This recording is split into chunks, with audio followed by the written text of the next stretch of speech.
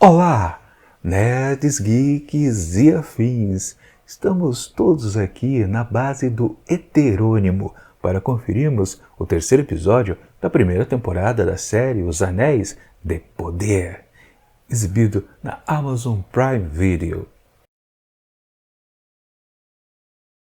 Pois bem, pessoal, vamos então a mais uma etapa desta grande saga que a Amazon promete ter 5 temporadas de extensão. Pois é, mas tem aquele probleminha, né? Já uma certa rixa, rivalidade, talvez até uma guerra entre dois grandes grupos. Primeiro, uma quantidade de pessoas, fãs, telespectadores, que estão curtindo todo esse grande visual da série. E vamos combinar, ela é esplendorosa em termos gráficos, em termos de efeitos especiais. Faz os olhos brilharem, com certeza, né? É uma magnitude que, à primeira vista, ao primeiro contato, né, provoca uma certa sedução impactante que você não consegue fugir. Você fala, caramba, isso aqui é bonito, é bem feito. Mas existe outro grupo de fãs, ou pelo menos espectadores dessa série, que aí sim, são realmente fãs, mas do original, dos textos do Tolkien. E esse outro grupo aqui é muito mais crítico, que não se ilude apenas pelo visual, porque quem vem da obra está à procura da essência do que o autor escreveu, do que ele construiu para cada um dos seus personagens e as situações onde cada um deles se envolvem. Ou seja, esse segundo grupo é muito mais difícil de se envolver, de se apaixonar pelo produto que está sendo oferecido por enquanto. Com certeza, então, essa rivalidade entre os dois grupos ainda vai ditar, talvez, antes dessa primeira temporada se encerrar, se o show realmente vai ter 5 temporadas. Porque se tudo naufragar, se esse outro grupo aqui, que está consciente do que está acontecendo à sua frente, conseguir convencer que o outro grupo, que está apenas maravilhado, ainda no oba-oba, de que este produto aqui não é exatamente baseado, mas apenas livremente inspirado em O Senhor dos Anéis, talvez a coisa desande um pouco. Vale lembrar, até uma coisa que eu não tinha notado antes, né? Está escrito na própria abertura da série, né, que o produto aqui, Os Anéis de Poder, é baseado em O Senhor dos Anéis e seus apêndices. Está escrito os apêndices também ali na abertura, porque, na verdade, a única coisa que a Amazon comprou foi os direitos lá de O Senhor dos Anéis, aqueles 3 volumes gigantescos.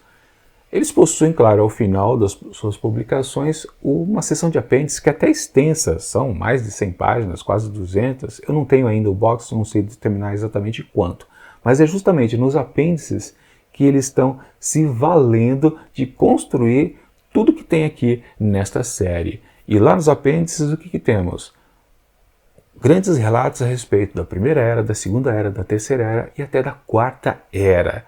Mas, sempre vale lembrar, né? Eles não podem se valer do que está escrito aqui em Silmarillion, porque eles não compraram os direitos aqui desta publicação. E isso, claro, atrapalha e também facilita você fazer uma certa adaptação e também cometer alguns desvios de rota para você explorar um personagem ou outro, ou as situações onde eles se encontram. De qualquer forma, isso é um grande problema e sim vai determinar se esses dois grupos vão se rivalizar durante uma boa parcela aqui da primeira temporada. Isso vai resultar ou não na renovação para as próximas. Enfim, o que vale? Vamos falar sobre esse terceiro episódio aqui, que é o que é mais interessante.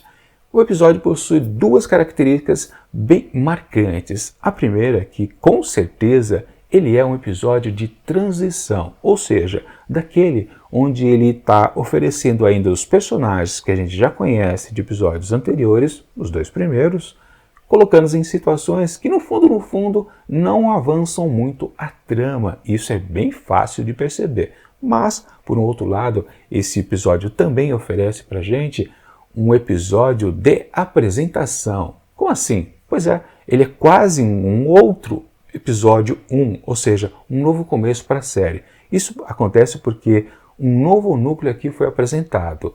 ainda que atrelado completamente a Galadriel, que é exatamente a cidade ali, a ilha de Númenor, e também, claro, o seu povo, os Númenóreanos, que, claro, para quem leu os apêndices ou o Silmarillion sabe muito bem que é algo bastante importante. A história geral não existe sem eles. Por isso que até eles ganharam um grande destaque aqui, inclusive nos termos que agrada aquele primeiro grupo que eu falei, que é o da impressão visual. Vocês repararam facilmente que a injeção aqui de investimento para mostrar como é ali a capital de Númenor foi algo de impacto mesmo. É um negócio muito bonito. A gente já até tinha visto, claro, nos trailers meses antes, mas agora com mais calma, realmente eles capricharam bastante. Inclusive com um detalhe que a gente não pôde curtir nos 2 episódios anteriores, que é a utilização de figurantes nas localidades. Todas as cidades, estados apresentados nos 2 primeiros episódios, a gente pôde reparar que não tinha o cotidiano. E eu comentei, acho que no vídeo passado, que uma coisa para quem curte fantasia é estar envolvido com o local onde as histórias acontecem. Não bastam os personagens e o que eles estão fazendo. A gente precisa se identificar também com aquela cidade, com aquele vilarejo, com aquele condado.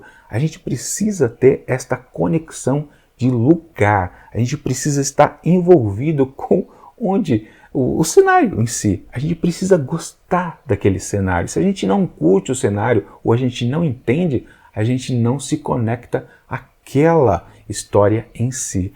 É um processo interessante, mas quem curte histórias de fantasia sente isso com mais facilidade. Na verdade, é um processo que funciona para qualquer tipo de história. Você precisa estar inserido no ambiente também. É uma transferência de lugar.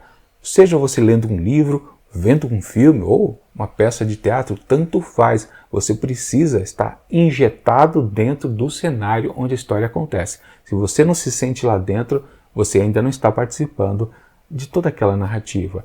E sim, os 2 episódios iniciais ficaram devendo nisso. A gente não se sentia dentro das localidades porque a gente não estava vendo o povo ali. Mas, aqui nesse episódio, a gente viu muitos, em número elevado, os Númenóreanos. Pois é, já dá um ar bastante diferente para a gente. A gente, com certeza, e a gente que eu digo, eu estou dizendo isso porque eu tenho certeza que a audiência curtiu bastante todo esse visual realmente forte de Númenor. E sim, de fato, tudo isso passa a ser uma nova apresentação desta série, justamente porque os Númenóreanos eles são importantes para toda a saga do que foi exposto, né, por Tolkien em todos os seus livros, tanto aqui em Silmarillion quanto lá nos apêndices. No Senhor dos Anéis também é citado Númenor, acho que vagamente, né? Agora eu não me lembro, né? Eu também estou revendo os filmes mais uma vez, aliás, vendo as versões estendidas que eu nunca tinha visto, né? Estou vendo agora lá no serviço de streaming da HBO. Mas enfim, o que importa é que sim, tivemos uma nova espécie de apresentação aqui, então o episódio ele tem essas 2 características muito interessantes que fazem com que ele seja algo que a gente pode considerar que ele dá uma bola dentro, mas também dá uma bola fora ao mesmo tempo. Bom, vamos falar primeiro da bola fora, que é exatamente a continuidade do que a gente viu no episódio passado, né? Especificamente o que aconteceu com Arondir. Ele foi pego, né, para aquelas mãozinhas de orcs, né, e ficou aquele suspense, né? Ele ficou afastado do narrativo durante muito tempo. Bom, voltou agora, logo de cara a gente já descobre o que acontece com ele. Ele está preso num campo de trabalhos forçados. Depois a gente consegue perceber que, na verdade, está sendo escavado um túnel, quer dizer, não é exatamente um túnel. Se você reparar bem no que está acontecendo, na verdade é mais uma trincheira, né? Eles estão cavando a céu aberto, mas, ao mesmo tempo, todo o buraco cavado é coberto por lonas, sei lá o quê, justamente porque os orcs são sensíveis à luz. É uma coisa meio esquisita, na verdade, a construção ali da cena em si. Por que os orcs não cavam um pouquinho mais abaixo, né? Isso é túnel mesmo, né? Por que é uma trincheira? Não sei, talvez uma opção artística, para falar a verdade.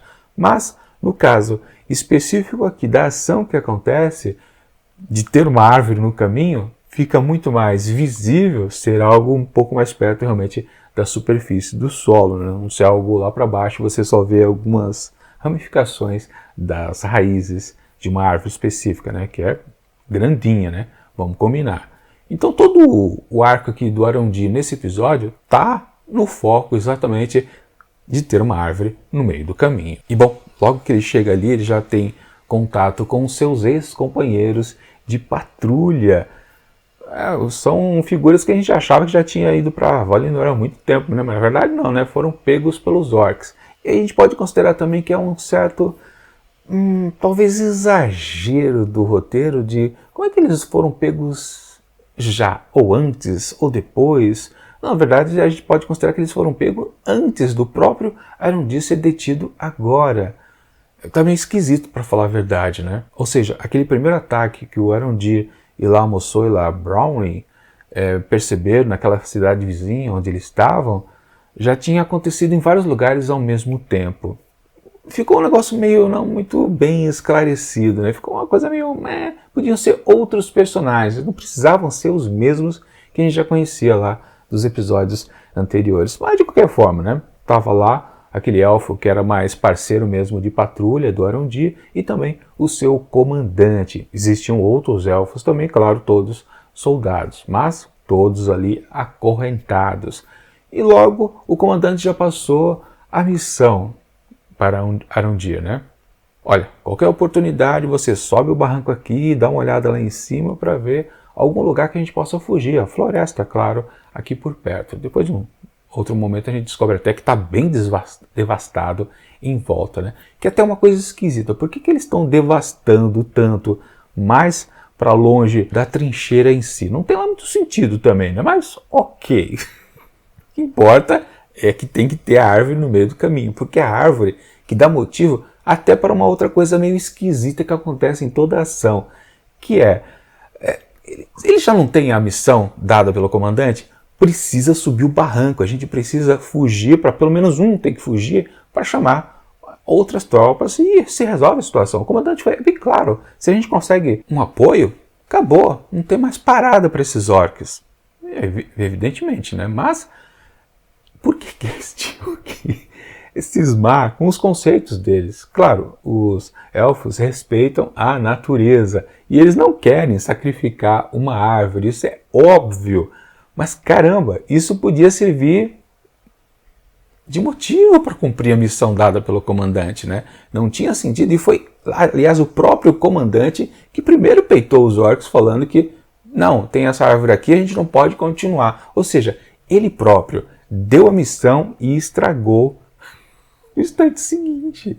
Caramba! E aí, claro, tudo resultou na morte lá então do seu parceiro de patrulha, naquela coisa lá do chegar um outro orc, né, que nem o que estava discutindo lá, ser o chefinho ali daquela ponta de buraco, ponta de trincheira, né, vim com aquela história da água, só para poder ter o pescoço exposto, ele passar a navalha, né? Só para uma cena dramática, né, mas daquelas, um pouco forçada, mas ok, vá lá, né? Acho que depois piora mais um pouco, né, quando eles aí têm que se revoltar, porque aí chama lá o tal do bichinho, né, o Azwark, como é que é o nome do bicho lá? Sei lá, né, parece um lobo misturado com um cachorro coiate de não sei o que. Aliás, eu falei bem, né, dos efeitos especiais aqui nesse episódio, que estavam bem vistosos.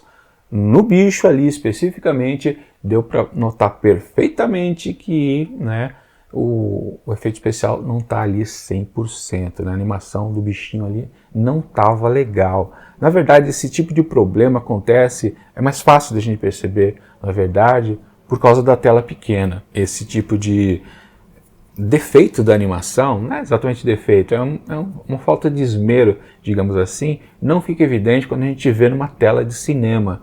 Mas quando a gente vê numa tela pequena, mesmo que a gente tenha uma TV grande em casa, a gente acaba percebendo que não está bem animado. Mas, ok, passa. É só para um cara chato mais atento, né, que tipo eu, percebe e vai reclamar. Qualquer um já fica horrorizado com a feiura do bicho e entra na cena, claro, o perigo ali iminente ao Arondir e todos os outros elfos, né? É uma cena legal, só que tem um problema. Há outro exagero ali também, né? Outro descuido do roteiro, é culpa do roteiro também. Aquele excesso de acrobacia dos elfos. Praticamente foi repetido por 4 ou 5 vezes aquele lance de rodopiar. Primeiro O comandante saiu rodopiando ou foi o Arondir? Não sei quem foi que começou, né? Mas se rodopiou no ar para poder fazer a corrente e se enroscar no pescoço lá de um dos orcs. Depois, a situação de você se lançar ao ar se repetiu inúmeras vezes, seja lá para derrubar com o machado a tenda lá, para deixar os orcs lá tudo, né, sensíveis à luz, ou depois quando puxam ele traz com um graveto para cravar na garganta também do inimigo, por aí vai, várias coisitas. Eu considerei um exagero, me cansou para falar a verdade, né? Claro, talvez o ranço que a gente já tinha lá de Galadriel fazer essa mesma acrobacia, né? Ou seja, aquilo ali é um tipo de luta marcial básica dos elfos, né? O Legolas também fazia muito disso, eu não lembro direito, mas acho que fazia, né? Mas acho que peguei bastante ranço, né? De qualquer forma, para essa cena específica ali, eles podiam ter evitado um pouco, né? Dá para fazer uma luta bacana ali, acorrentado, tentando fugir dos orcs, mesmo com um bichão ali no meio, de outras maneiras. Não precisava se valer tanto assim das acrobacias, né? Mas o final da cena até que foi legal, né? Depois de todo aquele esforço, aí o comandante acaba morrendo flechado, né? De onde veio aquelas flechas, eu não sei. As flechas estão lá na floresta, que tá distante, né? Porque tem uma grande área devastada ali ao longo das trincheiras, né? E para onde vão todas essas árvores? Se eles só querem seguir caminho, por que eles devastam as árvores em volta? É diferente lá no filme do Senhor dos Anéis, onde o Saruman ele mandava derrubar tudo, porque ele estava produzindo orcs lá da terra, né? Enfim, é uma questão que eu não entendi direito, porque tanta árvore derrubada se não está no caminho ali da trincheira. De qualquer forma, todo o arco aqui do Arondir no episódio é apenas algo de transição, quase enrolação, porque ele começa detido, precisando escapar, e ao final de tudo ele continua detido e não conseguindo escapar. Ou seja, é quase uma enrolação, né? E se não tivesse a novidade de ter o tal do Adar aparecer ali, que é um pseudônimo para Sauron, tudo teria sido pura perda de tempo, não é? Mas pelo menos o sujeito apareceu. Quer dizer, teve a pegadinha, né? A gente não viu a face do cara. Quem é o cidadão? Detalhe, outro repeteco, porque o episódio também anterior, quando estava lá Galadriel e o Halbrand, lá na jangadinha, o Númenoriano lá que estava salvando eles, a gente também não viu a face, né? Um repeteco também, né? Agora, antes de falar de outra vertente de transição aqui do episódio, vamos passar para a apresentação, né? A nova, né? O novo núcleo de Númenor, né? Voltando, claro, com a grande protagonista aqui da série, que é Galadriel, né? O que aconteceu com ela, né? Quem foi aquele sujeito que, né, a salvou? O tal do capitão ali, né? E eu não lembro o nome dele. Eu tinha até decorado durante alguns instantes, mas esqueci completamente assim que eu liguei a câmera. Não tem problema, né? É uma figura interessante, que já vende para nós muitos princípios, me parece. Tem a questão da família, né? Também filhos problemáticos, 3, né? 2 já apresentados, mais um, né? Vamos ver onde é que ele vai aparecer. Mas enfim, o que vale é que, ok, eu achei interessante, gostei dele, né? Já da rainha, né? É Miriel, acho que o nome da rainha é Miriel, né? O nome da rainha acho que eu lembrei, né? Ok, mas também foi apresentado daquela forma misteriosa, né? A série gosta, né, de colocar um elemento misterioso e outro mais ou menos, né? A gente percebe que a rainha já tem um quê assim de precisamos duvidar dela, né? É fácil a gente captar essa mensagem. E quando chega no final do episódio, quando ela vai até o seu pai, que o pai, né, está detido, a gente compreende, né, que o rei meio foi que deixado de lado, deposto, né, aprisionado no seu próprio reino, pela própria filha. Coisa esquisita, né? Mas ela tem um certo mistério, né? Assim como tem também, né, o rei lá dos elfos, né, que aliás acho que a própria série não colocou que ele tem um certo mistério, mas se você vê as informações ali na página dos personagens lá dentro do site da Amazon, você descobre que sim, ele também tem um segredo, ou seja, os dois governantes têm alguma coisa de segredo? Será um segredo comum? Pode ser que sim, pode ser que não. Não sei. Eu não li os apêndices, não li o Silmarillion, pode ser que seja algo parecido. De qualquer forma, o que vale é que sim. Ok, esse novo núcleo é interessante, é bacana, vistoso, como eu disse, em termos visuais, ele atrai muito. Mas, se você for parar para pensar, é também só um conceito, é uma apresentação.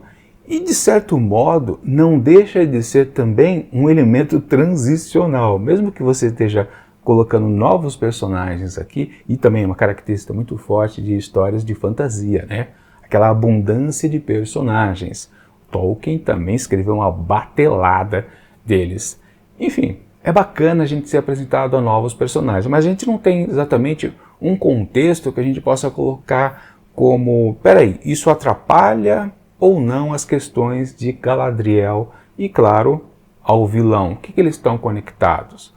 Tem sim um princípio que a gente tem de logo de cara, que os Númenóreanos ficaram com uma certa rixa dos elfos por algum motivo que até a própria Galadriel fala, né? Vou descobrir agora por que eles estão de perrengue com a gente.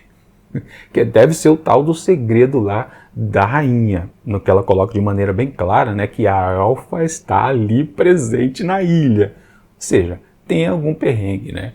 Ok, mas tirando isso não tem lá muita outra coisa, porque a gente só tem então lá o capitão, né? Que tem um novo serviço a cumprir, a sua governante, né? Deve... Mas também ele precisa também seguir seus princípios. Por isso que eu digo, é um personagem que eu acho que tem mais uma coletânea de princípios aqui, porque ele precisa servir ao reino, à rainha, mas também ele não pode fugir das suas origens. E as suas origens estão muito conectadas aos elfos, justamente porque a sua cidade ali em Númenor é a que está mais próxima em termos geográficos lá de Valinor, e teve mais contato em tempos remotos com os elfos, tanto que ele sabe falar élfico, o seu nome tem um outro significado na língua dos elfos, e por aí vai. Ou seja, praticamente é o primeiro personagem que tem nuances interessantes. Falando nisso, né, tem também o personagem lá, o Halbrand, né, que é o cara que Galadriel encontra em pleno mar, né, náufrago também, que nem ela, né. Entendemos agora qual é o mistério que já existia dele, né? Como disse, a série trabalha com essas exposições misteriosas e agora se traduziu quem diabos ele é. Ou seja, ele é um rei que não quer ser rei. Exatamente isso, ele está escondendo. Por que motivo? Bom, a gente tem alguns indícios. O comportamento dele é muito suspeito. Lembrando aquela cena ali de barzinho, né? Que ele estava comendo e chegou lá aquele grupo de caras tentando cutucar ele. E ele parecia que ele ia explodir no primeiro momento, mas depois ele pensou 2 segundos a mais e falou, não, opa, deixa eu pagar a cerveja para todo mundo aqui, ficar amigo de boa deles, porque eu preciso roubar lá o broche da guilda dos ferreiros, né? Ok.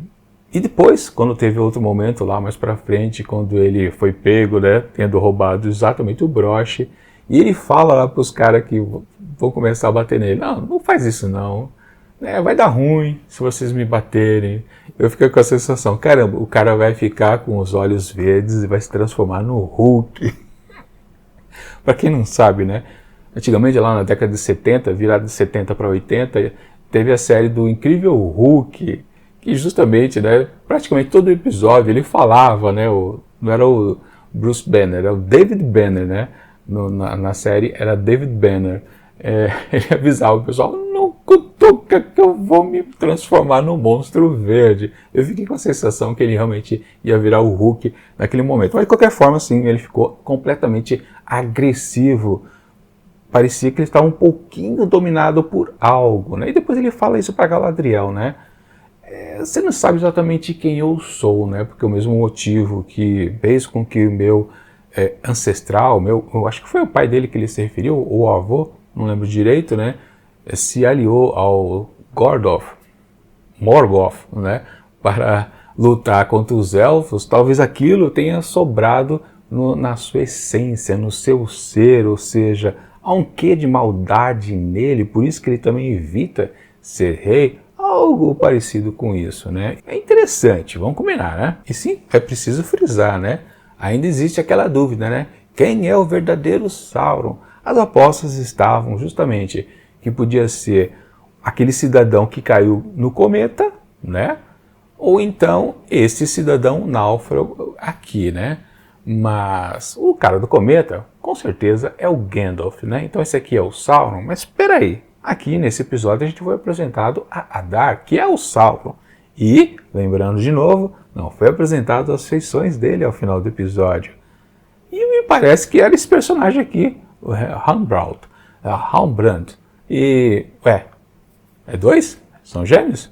Como é que é o negócio? Não sei, não entendi. Enfim, mais mistérios por aqui. Agora, o que eu preciso destacar, obviamente, né? Falando na grande personagem que é essa protagonista, Galadriel, né? Ô personagem chata. Ela continua insuportável. Ela quase estragou tudo simplesmente porque ela abriu a boca. Se não fosse lá o seu amigo náufrago, ela praticamente teria sido detida, aprisionada, morta, sei lá o quê. Se o outro não tivesse abrido a boca, né, para amenizar a situação, né, porque ela simplesmente estava entrando em fria porque ela queria ir embora justamente de Númenor, né, sair da ilha, né, porque eles estão completamente isolados, eles não vão, claro, chegar a Valinor de maneira alguma, mas parece que eles nem mais também vão à Terra-média, eles se viram por ali mesmo, né, mas o personagem chata. Detalhe também muito curioso é que, no fundo, né, a sensatez estava lá na boca do Halbrand. E ela, claro, que é uma pessoa egocêntrica, que só quer realizar os seus desejos, ela quer ir embora, ela não consegue falar com ninguém, né, sem dar patada. E por que se destacou, né, que a figura dele podia falar, podia amenizar a situação, né? Parece uma coisa contraditória numa série que quer valorizar muito essa figura feminina, né? Mas no fundo acho que os roteiristas estavam pensando naquela questão do mansplaining, né? Que é quando o homem não deixa a mulher falar, né? Acho que aquela situação ali na corte, né? Falando com a rainha, né? Mais ou menos foi isso, né? É por isso que ele teve mais tempo de fala, exatamente ali naquela cena. Enfim, né? Depois ela fez amizade lá com o capitão, né? Que eu não lembro o nome dele aqui, né? Eles foram para longe, nem podia, né? Lembra que a rainha falou que não podia sair ali dos arredores do castelo, mas eles foram por uma distância bastante elevada a cavalo. Essa história do cavalo também, os fãs que vêm dos livros sabem muito bem que essa história de cavalo não dá certo também, né? Mas enfim, vou deixar para outro dia comentar a respeito disso. Mas lá, então, lá a biblioteca, né? Que eles foram, aqui era a Casa do Saber? Não, como é que era? Não, alguma coisa do saber, né? Enfim, biblioteca. Foram para a biblioteca, ela foi consultar exatamente a respeito daqueles símbolos, né, que ela atribui ao Sauron, né? É curioso também pensar porque só ali nas bibliotecas de Númenor que ela encontrou uma solução para o que ela precisava. Como é que ela descobriu isso quando estava lá em Valinor? Enfim, mas o que vale? Ela descobriu que aquele símbolo lá do Sauron, na verdade, é uma referência a uma localidade específica da Terra-média, que é a porção sul, né? Tem aquele arquinho ali, que é o encadeamento das montanhas, e era uma indicação que ali o sucessor de Morgoth deveria começar a conquista de todo o continente, que é o que já está acontecendo, na verdade, né? Quando os orcs estão avante. E também esqueci de dizer na questão lá das trincheiras, né? O que eles estão procurando? Até o comandante Elfo tinha dito, né? Eles estão procurando exatamente aquela coisa que o moleque lá da Brownie havia achado, né? Que na verdade é a espada do Sauron, né? Que está se reconstituindo. Lembra quando ele se feriu, o sangue começou a escorrer e começou a aumentar exatamente ali a empunhadura da espada, né? É isso que eles estão procurando, né? O mistério também já está revelado há tempo, né? Não é fácil, não é difícil deduzir isso, né? Estão até enrolando ainda o mistério. Enfim, aliás, nesse episódio, né? O filho dela não apareceu. Nem ela também apareceu, não, porque ela estava fugindo lá para as torres dos elfos, né? Aliás, aquela situação que eu comentei, né? Como é que os parceiros ali de patrulha do Arondir estavam ali, se elas também estavam indo para lá, enfim, tá tudo mal explicado nesse roteiro, né? Falando em mal explicação, né, antes da gente sair da parte da Galadriel, é a questão do punhal dela, que é do irmão, lembram, né? Quando ela acordou lá dentro do barco, ela já percebeu imediatamente que ele não estava ali na sua cintura, né? E sempre naquela coisa, né? Como é que ela consegue deixar ele dentro da sua vestimenta se o seu vestido vai até aos seus pés, arrasta pelo chão, inclusive ele está sujo, de tanto que estava se arrastando, né? Eu não entendo como é que ela consegue magicamente esconder aquela baita arma branca, né? Enfim, mas de qualquer forma, né? Tava lá com o capitão, que eu esqueci o nome dele, né? E depois lá o Rembrandt, Rembrandt, que eu não lembro o nome dele também. Enfim, lá o outro náufrago, né? O rei que não quer ser rei, né? Ele vai dar ô amigo, obrigado por ter dado aquela força, me salvado das águas ali, né? E ele aproveitou para roubar a adaga.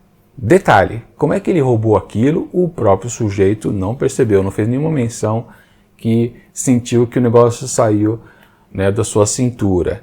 Depois, quando ele está andando, se aproximando do Galadriel, dá para perceber que não está no corpo dele, ele não está segurando na mão. Depois, quando ele vai abraçar a Galadriel, magicamente ele coloca nas mãos dela a arma. Caramba! Do mesmo jeito que esse negócio sumia e aparecia quando os dois estavam dentro da água, né? Que ela estava afundando no mar, porque estava amarrada lá nos destroços da balsa. Que coisa mágica é essa que a arma some e desaparece a bel prazer dos roteiristas? Não tem cabimento, é uma forçação de barra, uma coisa ridícula. Tudo isso para ganhar um pouquinho de confiança dele para com ela. Não funciona. Aliás, também quando a adaga volta a aparecer, né, o punhal, sei lá o que diabo é aquilo, quando ela vai ameaçar lá o capitão, ela faz tira da cintura, né, faz um rodopio lá com a arma, encosta perto do bucho lá do capitão e ele, claro, né, de uma maneira inteligente, fala, você parece meus dois filhos, né, impulsivo, não sei o quê, enfim. Que coisinha ridícula é a manifestação dessa arma. Será que sempre vai ser assim na série? Ela some, desaparece, na vestimenta dos personagens assim, sem nenhuma explicação mais detalhada? Acredito que sim. Mas enfim, vamos então para outra parte, só para encerrar logo este episódio da questão de que foi apenas uma transição ou quase enrolação, que é a questão lá dos pés peludos, né? Que teve todo apenas, até um pouquinho emocionante, aquela coisa, né? Todo mundo, claro, se doeu com certeza naquela cena da cerimônia, né?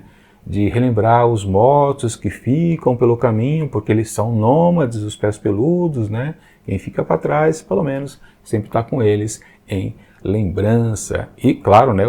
O pai ali da Nori quebrou o pé, não consegue andar direito, ele está com medo de ser deixado para trás, toda a sua família. E depois que Nori é pega, né, mentindo para todo mundo ali na questão lá do sujeito, o homem grandão ali, todo abobado, né, eles correm perigo também de realmente serem abandonados, né, oficialmente por toda a comitiva.